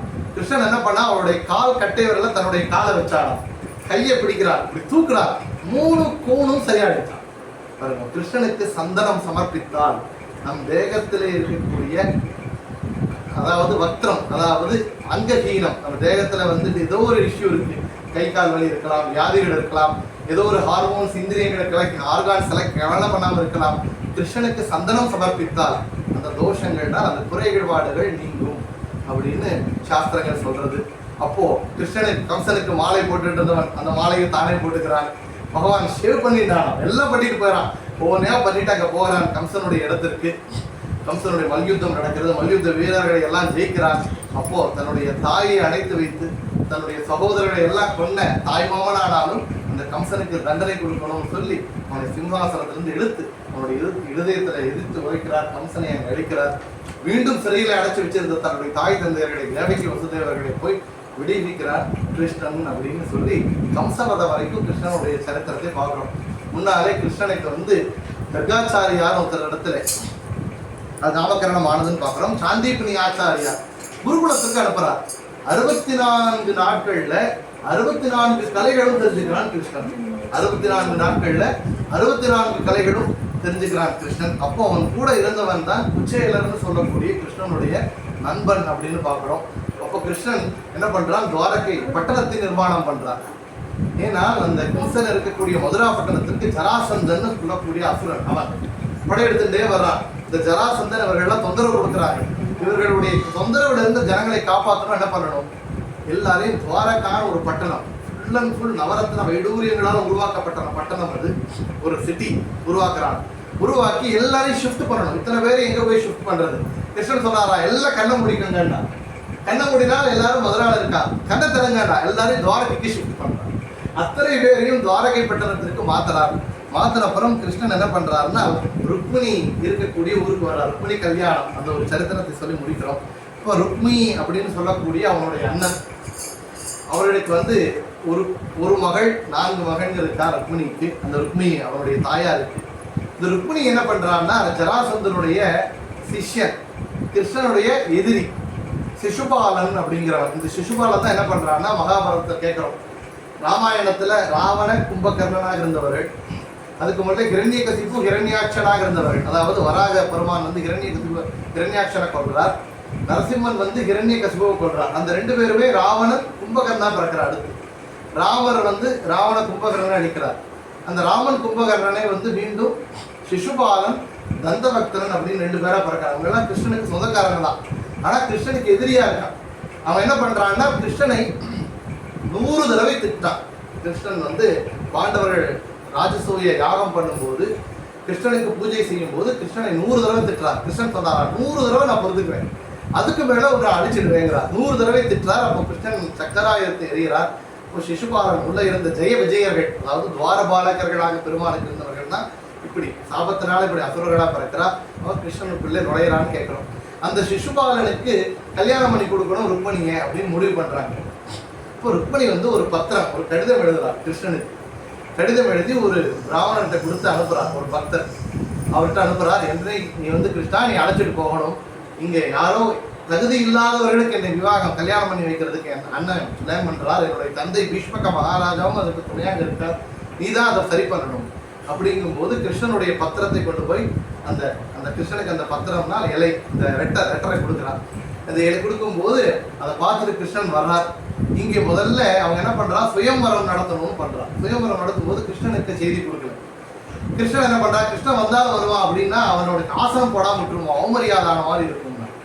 சுயம்பரம் நடக்கும் போது எல்லாம் உட்காந்துருக்கா, கிருஷ்ணன் வரனா ஆசனம் இல்லை, கிருஷ்ணன் சேர் வைக்கல, அவருக்கு சீட் போடல. கிருஷ்ணன் பறந்து வரும்போது அவருடைய கருடனுடைய ரெக்கையினுடைய வேகத்தை பார்த்த நேரத்துல எல்லாரும் பறந்து போய் விழுந்தாங்களாம். எந்த ஒரு கிருஷ்ணனுக்கு நம்ம சீட்டு கொடுக்க கூடாதுன்னு நினைச்சோமோ, எந்த ஒரு கிருஷ்ணன் ராஜா இல்லை, கிருஷ்ணன் ராஜா இல்லாதவன், ஏன்னா அவன் உக்ரசேனர் தான் ராஜா, கிருஷ்ணன் ராஜாவாகல, கிருஷ்ணன் கிங் மேக்கர் ஆனா, கிருஷ்ணன் கிங் ஆகல. ஏன்னா எல்லாரையும் கிங்கா மாத்திட்டு வந்தான். தர்மராஜருக்கு பதவி, உக்ரசேனருக்கு பதவி, நரகாசனை கொண்டப்புறம் நரகாசன் மகனுக்கு பதவி, இப்படி கொடுத்துட்டு வர்றான். தான் பதவியே எடுத்துக்கல கிருஷ்ணன். அப்படி இருந்தவனுக்கு ராஜா இல்லை, அவனுக்கு சிம்மாசனம் இல்லை, அவனுக்கு கிரீடம் இல்லைன்னா எல்லாரும் தன்னுடைய கிரீடத்தை இழந்துட்டார், எல்லாரும் தன்னுடைய ஆசனத்தை இழந்தாராம். சம்ஸ்தான ஸ்தானத்தோ துருவகான்னு விஷ்ணு சஹஸ்ரநாமத்தை நாமம். நமக்கு ஒரு இடத்துல இடம், இன்னைக்கு இந்த இடத்துல உட்கார்ந்து இருக்கோம்னா பகவான் கொடுத்த இடம். ஆபீஸ்ல ஒரு போஸ்ட், அது பகவான் கொடுத்த இடம். சம்ஸ்தானத்துல நம்ம தாயாக, தந்தையாக, நமக்கு மாமாவாக ஒரு ஸ்தானம், ஒரு டைரக்டராக ஒரு ஸ்தானம், அப்படின்னு நம்மளுக்கு ஒரு இடம் கிடைக்குதுன்னா, சாதாரண ஒரு சீட்ல இருந்து மேல மோட்சத்துல இடம் கிடைக்கணும்னாலும், ஒவ்வொரு போஸ்ட் கிடைக்கணும்னாலும், ஒரு பதவி கிடைக்கணும்னாலும் அதை கொடுப்பவன் பகவானே. அப்போ பகவானுக்கு வேண்டாம் நமக்கு என்ன பதவி, என்ன ஸ்தானம் கிடைக்கணுமோ, அது தந்தை ஸ்தானமாக இருக்கலாம், இல்ல உத்தியோகத்துல பெரிய போஸ்டா இருக்கலாம், இருக்க இடமாக இருக்கலாம், எதுவுமே பகவான் கொடுக்கக்கூடிய இடம், ஸ்தானம், பதவி, பொறுப்புன்னு அர்த்தம். அப்படி பகவானை மீட்டவங்களுக்கு எல்லா பதவியும் எல்லாரும் எடுத்து விழுதுலாம். அப்போ சுயம்பரத்தை கேன்சல் பண்ணிடுறான். அப்போ மீண்டும் கிருஷ்ணன் என்ன பண்றான், அவனுக்கு விவாகம் டைரக்டா பண்ணி வச்சிடணும்னு துடிக்கிறான். சுயம்பரம் இல்லாமல் அரேஞ்ச் மேரேஜ் பண்ணணும்னு ஆரம்பிக்கிறான். அப்போ கிருஷ்ணன் குதிரையில வர்றான். இந்த பூஜை கோயிலுக்கு போயிட்டு இருந்த ருக்மணியை அழைச்சிக்கிறார். நேரா துவாரகைக்கு கிளம்பிட்டான். இப்போ யுத்தம் பண்ண எல்லாரும் வர்றார். பீஷ்மக மகாராஜனுடைய புத்திரர்கள் எல்லாம், அவன் ருக்மிணி எல்லாம் வர்றார். எல்லாரையும் சண்டை போட்டு ஜெயிக்கிறார். அப்போ துவாரகைக்கு போகிறார். தன்னுடைய தாய் தந்தையருடைய அனுமதியுடன் இந்த ருக்மிணியை கல்யாணம் பண்ணிக்கிறார் கிருஷ்ணன். கிருஷ்ணன் ருக்மிணி கல்யாணம் அப்படிங்கிறது வேற இல்லை, சீதை ராமனுடைய கல்யாணம் அப்படின்னா வேற இல்லை, பெருமாள் பத்மாவதி ஸ்ரீனிவாசனுடைய கல்யாணம்ங்கிறது வேற இல்லை. பகவானுக்கும் லக்ஷ்மிக்கும் கல்யாணம் அப்படின்னாலே இதெல்லாம் பகவான் செய்யற லீலைன்னு அர்த்தம். ஏனால் பகவானுக்கும் லக்ஷ்மிக்கும், பெருமாளுக்கும் லக்ஷ்மிக்கும் பிரிவே கிடையாது அப்படின்னா. இப்ப ராமர் அழுதாரே சீதையை பிரிஞ்சுனாங்க, அதெல்லாம் நாடகம் தான். ஏன், பெருமாளுடைய இருதயத்துல எப்போதும் லக்ஷ்மி இருக்காராம். ஏன் திருப்பதியில லக்ஷ்மி இல்லைன்னா, பெருமாளுக்குள்ளேயே லக்ஷ்மி இருக்கிறதுனால தனியா லக்ஷ்மி இல்லை மேல் திருப்பதியில. ஏன்னா பெருமாளுடைய இருதயத்துல எப்போதும் லக்ஷ்மி இருக்கார். அதனால லக்ஷ்மிக்கும் நாராயணருக்கும் பிரிவே கிடையாது. அப்ப ஏன் கல்யாணம் பண்ணிட்டார் அப்படி, ஏன் இப்படி எல்லாம் விவாகம் பண்ணிக்கிறார், ஏன் இந்த நாடகம் பண்றார் அப்படின்னா, அந்த கதையை கேட்கறதுனால, அந்த கல்யாணத்தை நாம பண்றதுனால, அந்த சரித்திரத்தை நாம படிக்கிறதுனால நமக்கு நல்லதாகும், நமக்கு புண்ணியம் கிடைக்கும்ங்கிறதுனால பகவான் கல்யாணம் பண்ணியிருந்தார். இப்போ ருக்மிணி கிருஷ்ணனுடைய கல்யாணம் என்னன்னா, ருக்மிணிங்கிறது லக்ஷ்மியா, லக்ஷ்மிங்கிறது என்னன்னா நம்மகிட்ட இருக்கக்கூடிய சம்பத்து. நாம் நியாயமான முறையில என்ன ஏர்ன் பண்ணியிருக்கோமோ, அது காசாக இருக்கலாம், பொருளாக இருக்கலாம், நம்ம ஆத்துல விளந்து இருக்கக்கூடிய புஷ்பமாக, பூவாக இருக்கலாம், துளசியாக இருக்கலாம், இல்லை நம்ம வீட்டில் வர்ற போர் வாட்டராக கூட இருக்கலாம். இது எல்லாமே சம்பத்தா. சம்பத்துனா லக்ஷ்மி நமக்காக கொடுத்த ஒரு சம்பத்து. அதை நம்மளே சாப்பிட்றோம், நம்மளே எடுத்துக்கிறோம், அது வேற. அது பெருமாளுக்கு நம்ம சமர்ப்பணம் பண்ணும்போது அது லக்ஷ்மிக்கும் நாராயணனுக்கும் கல்யாணம் பண்ண புண்ணியம். இப்போ நம்ம வீட்டில் ஒரு துளசி வருது, ஒரு பூ விளையிறது, அதை லக்ஷ்மின்னு எடுத்துக்கிட்டு போய் பெருமாள் பாதத்தில் சமர்ப்பணம் பண்ணால் அது ருக்மிணியை கிருஷ்ணனுக்கு கல்யாணம் கொடுத்த புண்ணியம். ஒரு ஜலம் கிடைக்கிறது, அது பெருமாளுக்கு நம்ம வச்சு கிருஷ்ணா நீ எடுத்துக்கப்பான்னா, அந்த ஜலத்துல இருக்கக்கூடிய லக்ஷ்மிங்கிற சம்பத்து பகவான் நமக்கு கொடுத்தது, அதை கிருஷ்ணனுக்கு சமர்ப்பணம் பண்ணால் அது ருக்மிணி கிருஷ்ணனுடைய கல்யாணம் அப்படின்னு சொல்றார். இந்த கதையை யார் கேட்கிறாளோ, ருக்மிணி கிருஷ்ணனுடைய சரித்திரத்தை, கல்யாண சரித்திரத்தை கேட்கிறவாளுக்கு அவங்க வீட்டில் யாருக்கும் கல்யாணம் ஆகணும்னா கல்யாணம் ஆகும். கல்யாணமானவர்கள் ஒற்றுமையாக இருப்பார்கள், ரொம்ப முக்கியம். இன்னைக்கு தம்பதிகள் ஒற்றுமையாக இருந்து 60 வயசுல சஷ்டி அப்த பூர்த்தி, 70 வயசுல பீமரத சாந்தி, 80ல சதாபிஷேகம் பண்ணிக்கக்கூடிய வாய்ப்பை நமக்கு பகவான் அவங்களை தம்பதிகளை ஆயுள் ஆரோக்கியத்துடன் வச்சு அதை பண்ணக்கூடிய பாக்கியத்தை கொடுக்கணும் அப்படின்னு பெருமாள் இடத்துல வேண்டோம். அப்படி முடிஞ்ச ஒரே ஒரு விஷயத்தை முடிக்கிறோம். கிருஷ்ணன் துவாரகா பட்டணத்தை நிர்மாணம் செய்யறார். அப்போ அவருடைய பால்ய சிநேகிதன் குச்சேலன்னு இருந்தார். வறுமை, அவர் பிராமணனாக இருக்கார், வறுமை, பாடங்களை சொல்லிக் கொடுப்பார், வீட்டில் பூஜை பண்ணுவார், இன்னத்துக்கிட்ட போய் கையேந்தி கேட்க மாட்டார். அவ்வளவு குழந்தைகள் இருக்கு, குழந்தைகளுக்கு பசிக்கு ஆகாரம் இல்லை, இவரும் போய் கேட்க மாட்டார், யார்கிட்டையும் கேட்டு வாங்க மாட்டார், தானே ஏதோ வந்தாலும் உண்டு, அப்படி யாச்சகம் பண்ணி வேண்டவும் மாட்டார். பாடம் சொல்லிக் கொடுத்தால் ஃப்ரீ ஆஃப் காஸ்ட் தான், எஜுகேஷன் ஃப்ரீயா கொடுத்துட்டு இருந்தார். ஏன்னா அதுக்கு பணம் வாங்கக்கூடாதுங்கிற அந்த வைராக்கியம் இருந்தது. அப்படி பாடம் சொல்லி கொடுத்துட்டு இருக்கார். குழந்தைகள் எல்லாம் கஷ்டப்படுறா. அப்போ மனைவி கேட்டாராம், நீங்கள் துவாரகாதீஷன்னு சொல்ற உங்களுடைய சிநேகிதன் சின்ன வயசுல இன்னைக்கு துவாரகா அதிபதி போறவங்களுக்கெல்லாம் வைடூரியத்தை கொடுக்கிறவர் கிருஷ்ணன். அங்க போறவங்களுக்கெல்லாம் நீங்க அவரை போய் பார்க்க கூடாது. இவருக்கு என்னன்னா அங்க போய் கிருஷ்ணன்கிட்ட வேண்டணும் இல்லை, கிருஷ்ணனை போய் பார்க்கலாமே, இத்தனை நாள் அவனை பார்க்கக்கூடிய பாக்கியம் எனக்கு கிடைக்குது. மனைவி சொன்னே சந்தோஷமாயிடுச்சு. சரி, வெறும் கையில பெருமாளையோ குருவையோ பெரியவாளையோ பார்க்கும்போது வெறும் கையில போகக்கூடாது. என்ன எடுத்துட்டு போறது? வீட்டுல ஒண்ணும் இல்லை, தான் சாப்பிடவே ஒண்ணும் இல்லை, குழந்தைகளுக்கு ஒண்ணும் இல்லை, என்ன கொடுக்கறது? அவன் மனைவி போறாள். பக்கத்து வீட்டுல எல்லாம் எல்லாரையும் போய் கேட்டுட்டு எல்லாட்டிருந்தும் அவள் வாங்கிட்டு வந்து ஒரு துணியில முடிஞ்சுட்டு வரான். முடிஞ்சுட்டு வந்த நேரத்துல அந்த அவளை கொண்டு போய் இதை கொடுப்பா அப்படின்னு. கிருஷ்ணருக்கு ரொம்ப பிடிக்குமா அவள். சரின்னு சொல்லிட்டு அவளை ஒரு கிழிந்த துணி அதில் முடிஞ்சுக்கிறார். இங்கிருந்து நடந்து போகிறார். நடந்து போகும்போது யோசிச்சாராம், அப்பா கிருஷ்ணன் சின்ன வயசுல எப்படி இருந்தான், நம்ம ஃப்ரெண்ட்ஸா இருந்தோம், ஜாலியா குருகுலத்துல ஒன்னா விளையாடுவோம், ஒன்னா குருவுக்கு சேவை பண்ணுவோம், ஒன்னா படிப்போம், ஒன்னாவே தூங்குவோம். அன்னைக்கு இருந்தது வேற. இன்னைக்கு கிருஷ்ணன் துவாரகாவுக்கு அதிபதி. இன்னைக்கு நாம போனா அவனை பார்க்க கூட முடியுமான்னு தெரியல. இருந்தாலும் தூரத்துல இருந்து கூட பார்த்துட்டு வந்துடலாம் அப்படின்னு நினைச்சிட்டு இவர் போயிட்டே இருக்கார். அங்க போனா கிருஷ்ணன் 64,108 பேர் கல்யாணம் பண்ணிக்கிறார். கிருஷ்ணன் 64,108 பேர், 16,108 பேர் கல்யாணம் பண்ணிக்கிறார். கிருஷ்ணன் 16,100 பேர் நரகாசுரனிடத்துல அங்க சிறையில் இருந்த எல்லாம் ராஜ கன்னிகைகள், நரகாசுரன் எல்லாரையும் அடைச்சு வச்சிருந்தான். அவங்க எல்லாம் கேட்டாங்களா, நான் இத்தனை நாள் நரகாசுரன்கிட்ட இருந்துட்டேன்னு சொன்னா எங்களை எல்லாம் இன்னும் யாரும் கல்யாணம் பண்ணிக்க மாட்டாங்க கிருஷ்ணா, நீயே பண்ணிக்கணும், நாங்க தபசு பண்ணி வந்திருக்கோம் உன்னை கல்யாணம் பண்ணிக்கணுங்கிறதுக்காக. இப்போ 16,100 பேர். இது இல்லாம 8 பேர் அஷ்ட மகிழ்ச்சியாள் ருக்மணி சத்யபாமா, அது இல்லாம 6 பேர் அவங்களெல்லாம் கல்யாணம் பண்ணிக்கிறாங்க. இங்க துவாரகையில 16,108 வீடு இருந்துதான். 16,108 வீடுல கிருஷ்ணன் 16,108 ரூபத்துல இருந்தாராம் ஒரே நேரத்துல. நாரதர் சொல்றாரு, கிருஷ்ணனை பார்க்கலான்னு போனாரா. ஒரு வீட்டுல போனா ஸ்நானம் பண்ணி குடிச்சிட்டு இருந்தாரா, இன்னொரு வீட்டுல போனா பூஜை பண்ணிட்டு இருந்தாரா, இன்னொரு வீட்டுல அவரே கதை கேட்டுட்டு இருந்தாரா, இன்னொரு வீட்டுல சாப்பிட்டுட்டு இருந்தாரா. ஒவ்வொரு வீட்லயும் கிருஷ்ணன் 16,108 ரூபத்துல இருந்தாரா. அப்பா கிருஷ்ணா, நீ சர்வோத்தமன் நாராயணனப்பா, நீ சின்ன குழந்தையோ இருந்த சாதாரண கிருஷ்ணன் அல்ல அப்படின்னு நாரதர் பாக்குறார். இப்போ அப்பேற்பட்ட அவ்வளவு பெரிய ஊரில இங்க குச்சேலர் வந்து பாக்குறார். இங்க போய் கிருஷ்ணனை எங்க தேடுறது, எங்க போய் நான் கிருஷ்ணன் பாக்குறது அப்படிங்கும் போது அங்க சேவகர்கள் போய் சொல்லிட்டாராம், யாரோ உங்களுடைய சிநேகிதனா குச்சேலன்னு வந்திருக்கா அப்படிங்கும் போது அரசனான கிருஷ்ணன் ஓடி வர்றான். அப்படி இருந்து என்னுடைய சிநேகிதனை பார்க்கணும்னு ஓடி வர்றார். வந்தவன் பக்தன், பெரிய ஞானி, எல்லோருக்கும் பாடம் செய்து கொடுக்கக்கூடிய ஆசான், டீச்சர் ஸ்தானத்துல இருக்கார். அப்ப என்ன பண்ணணும், அவரை நேரம் அழைச்சிட்டு வந்து சிம்மாசனத்துல உட்கார வச்சு ருக்மணி தேவியார் தங்க குடத்துல இருந்து அங்க ஜலம் விட்டால் பாதத்தை பிடிச்சு அளமுனார். பரமாத்மா ஸ்ரீமன் நாராயணன் ஒரு குருஸ்தானத்திற்கு எப்பேற்பட்ட மதிப்பு கொடுத்திருக்கார் பாருங்க. தன்னுடைய சிநேகிதனாக இருந்தாலும் அவர் பாடம் சொல்லி கொடுக்கக்கூடிய ஆசனாக இருக்கார், பக்திமானா இருக்கார், ஞானியாக இருக்கக்கூடிய குச்சேலர் அப்படின்னு சொல்லி அவருக்கு அப்பேற்பட்ட மரியாதை செய்யறார். பெரிய நல்ல அறுசுவை உணவை ருக்மிணி தேவியார் பரிமாறுறாளாம். கிருஷ்ணன் சாமரம் வீசிட்டு இருந்தாராம். எல்லாம் பாக்குறான். அத்தனை பேர் கிருஷ்ணனுடைய இருந்த தாசர்கள்னா அங்க வேலையாட்கள் எல்லாரும் வந்து அங்க அவனை குச்சேலரை பார்க்க வந்துட்டாராம். கிருஷ்ணனுடைய மனைவியை 16,108 பேர் அங்க வந்து பார்த்துட்டு இருக்காங்களாம். ஒவ்வொருத்தரும் ஒவ்வொரு சேவை பண்றாங்களாம், ஒவ்வொரு கிஃப்ட் கொண்டு கொடுக்குறாராம். அதெல்லாம் பாக்குறாரு. குச்சேலருக்கு ரொம்ப வெக்கமாயிடுச்சு. நானே கிழிஞ்ச உடைய குடிச்சு வந்திருக்கேன், கையில கொண்டு வந்தது எதுவுமே இல்லை, நீ என்னமோ உள்ள மறைச்சு வச்சுக்கியப்பா, என்ன வச்சிருக்கேன்னு கேட்கிறா கிருஷ்ணன். இவர் மறைச்சுட்டு இருக்கார். அந்த கையில இருந்து அவரே வாங்குறார். பார்த்து அந்த கிழிந்த ஆடையில கட்டிய ஒரு அவல், அந்த அவலை பிடிச்சுக்கிறார், அதை எடுத்து சாப்பிடுறார். சாப்பிடும் போது கிருஷ்ணன் சொல்றாரா, அப்பா நீனு அந்த குருகுல வாசத்துல எப்படி இருந்த, குருகுல வாசத்துல நானும் அவளும் எப்படி நாம விளையாண்டோம், குருவுக்கு எப்படி சேவை செய்தோம் பாருங்க. குருவினுடைய நினைப்பு அந்த நேரத்துல குச்சேலருக்கு கொடுத்தாராம் கிருஷ்ணர்.